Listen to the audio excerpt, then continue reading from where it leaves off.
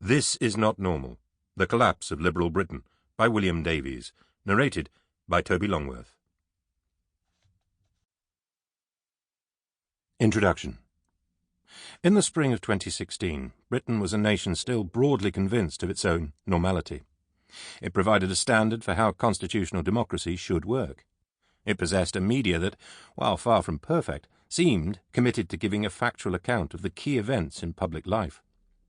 Political power was ostensibly held to account by the scrutiny of opposition and a sceptical media. Despite the tremors of the 2008 financial crisis and the pain of austerity that followed, it appeared that economic policymaking still operated within the bounds of a technocratic consensus.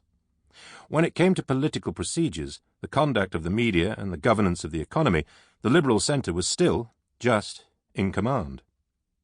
The subsequent 4 years destroyed this self-image, rendering the ideology of liberal norm-keeping incredible. Over a period that witnessed one historic referendum, 2 general elections, 3 prime ministers, and 1 chaotically handled pandemic, one Liberal convention after another was openly tossed aside.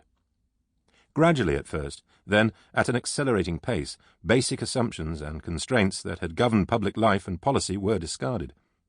The pursuit of Brexit destroyed the Liberal assumption that the job of governments is to maximise economic welfare, and threw the primacy of international markets into question. Boris Johnson's decision to prorogue Parliament in September 2019 was declared unlawful by the Supreme Court, which provoked the Conservative Party to include a cryptic pledge in its subsequent manifesto to review the relationship between the government, Parliament and the courts. The Daily Mail declared High Court judges to be enemies of the people, after they ruled that Parliament would need to consent to the triggering of Article 50, which initiated the Brexit process. After their disappointment with Theresa May, pro-Brexit newspapers repurposed themselves as propaganda sheets for the Johnson administration, relishing the fact that the government was now led by one of their own celebrity columnists.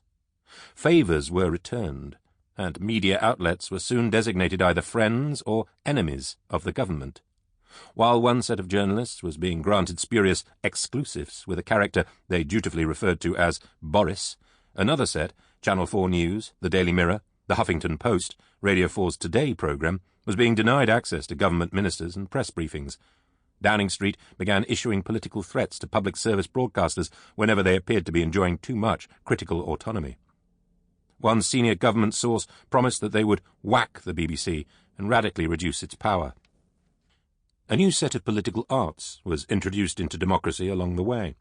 In addition to the widely discussed threat of targeted online advertising and misinformation, which is Sample complete. Ready to continue?